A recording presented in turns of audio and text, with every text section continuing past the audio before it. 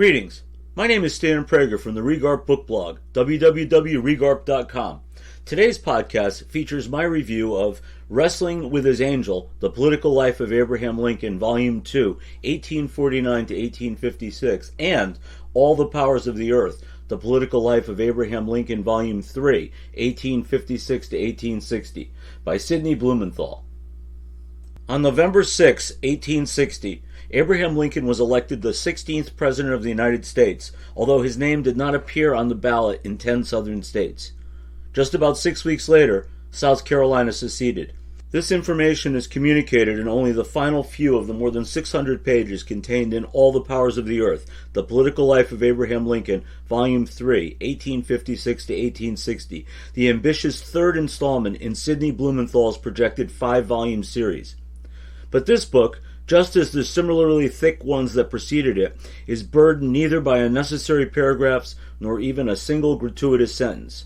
Still, most noteworthy, Abraham Lincoln, the ostensible subject, is conspicuous in his absence in vast portions of this intricately detailed and extremely well-written narrative that goes well beyond the boundaries of ordinary biography to deliver a much-needed reevaluation of the tumultuous age that he sprang from, in order to account for how it was that this unlikely figure came to dominate it. The surprising result is that through this unique approach, the reader will come to know and appreciate the nuance and complexity that was the man and his times like never before. When I was in school, in the standard textbooks, Lincoln seems to come out of nowhere. A homespun prairie lawyer who served a single unremarkable term in the House of Representatives, he is thrust into national prominence when he debates Stephen A. Douglas in his ultimately unsuccessful campaign for the U.S. Senate. Then somehow rebounds just 2 years later by skipping past Congress and into the White House. Douglas, once one of the most well-known and consequential figures of his day, slips into historical obscurity. Meanwhile, long-simmering sectional disputes between white men on both sides roar to life with Lincoln's election, sparking secession by a South convinced that their constitutional rights and privileges are under assault. Slavery looms just vaguely on the periphery. Civil war ensues, an outgunned Confederacy falls, Lincoln is assassinated, slavery is abolished, national reconciliation follows, and African Americans are even more thoroughly erased from history than Stephen Douglas. Of course, the historiography has come a long way since then. While fringe lost cause adherents still speak of states' rights, the scholarly consensus has unequivocally established human chattel slavery as the central cause for the conflict, as well as resurrected the essential role of African Americans, who comprised the full 10% of the Union Army, in putting down the rebellion. In recent decades, this has motivated historians to re-examine the pre-war and post-war years through a more polished lens. That has enabled a more thorough exploration of the antebellum period that had been too long cluttered with grievances of far less significance, such as the frictions in rural versus urban, agriculture versus industry, and tariffs versus free trade. Such elements may indeed have exacerbated tensions, but without slavery there could have been no Civil War. And yet, with all the literature that has resulted from this more recent scholarship, much of it certainly superlative, students of the era cannot help but detect the shadows of missing bits and pieces, like the dark matter in the universe we know exists but struggle to identify. This is at least partially due to timelines that fail to properly chart root causes that far precede traditional antebellum chronologies, that sometimes look back no further than the Mexican War, which at the same time serves as a bold underscore to the lack of agreement or even a consistent start date for the antebellum. Not surprisingly, perhaps, this murkiness has also crept into the realm of Lincoln studies, to the disfavor of genres that should be complementary rather than competing.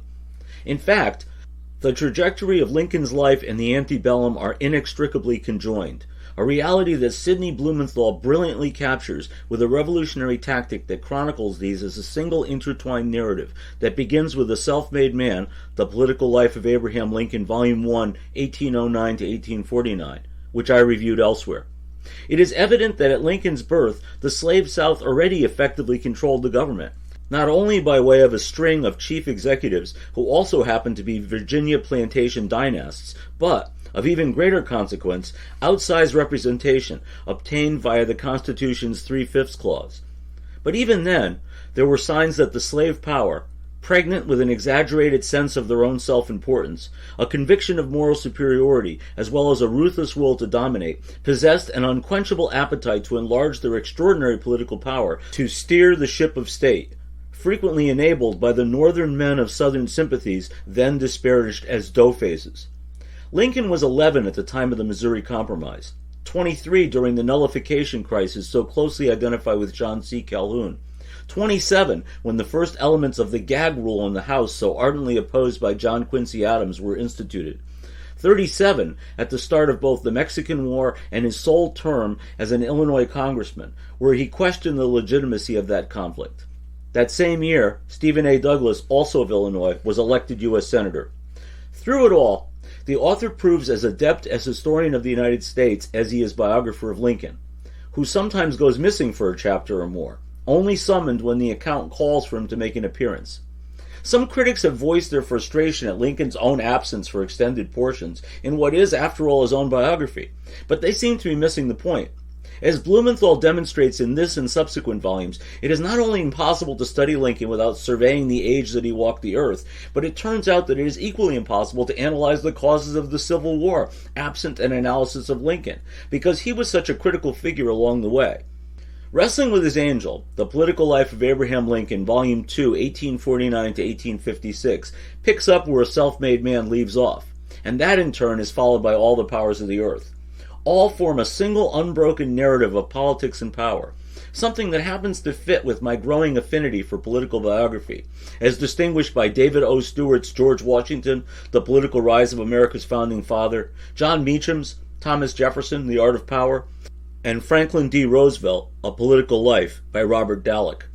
Blumenthal, of course, takes this not only to a whole new level, but to an entirely new dimension.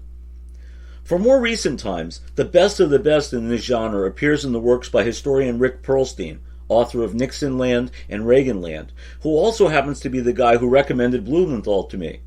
In the pages of Perlstein's Reaganland, Jimmy Carter occupies center stage far more so than Ronald Reagan, since without Carter's failed presidency, there never could have been a President Reagan.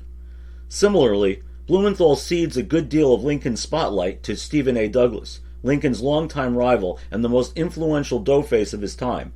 Many have dubbed John C. Calhoun the true instigator in the process that led to civil war a decade after his death. And while that reputation may not be undeserved, it might be overstated. Calhoun, a Southerner who celebrated slavery, championed nullification, and normalized notions of secession, could indeed be credited with paving the road to disunion. But, as Blumenthal skillfully reveals, maniacally gripping the reins of the wagon that in a confluence of unintended consequences was to hurtle towards both secession and war was the undersized, racist, alcoholic, bombastic, narcissistic, ambitious, pro-slavery but pro-union Northerner Stephen A. Douglas, the so-called Little Giant. Like Calhoun, Douglas was self-serving and opportunistic, with a talent for constructing an ideological framework for issues that suited his purposes. But unlike Calhoun, while he often served their interests, Douglas was a Northern man, never accepted nor entirely trusted by the Southern elite that he toadied to in his cyclical, unrequited hopes they would back his presidential ambitions. Such support never materialized. It may not have been clear at the time, and the history books tend to overlook it, but Blumenthal demonstrates that it was the rivalry between Douglas and Lincoln that truly defined the struggles and outcomes of the age.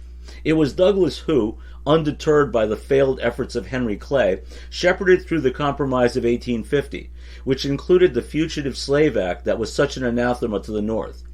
More significantly, the 1854 Kansas Nebraska Act that repealed the Missouri Compromise was Douglas's brainchild, and Douglas was to continue to champion his doctrine of popular sovereignty even after Taney's ruling in Dred Scott invalidated it. It was Douglas's fantasy that he alone could unite the states of North and South, even as the process of fragmentation was well underway, a course he himself surely, if inadvertently, set in motion. Douglas tried to be everyone's man, and in the end he was to be no one's.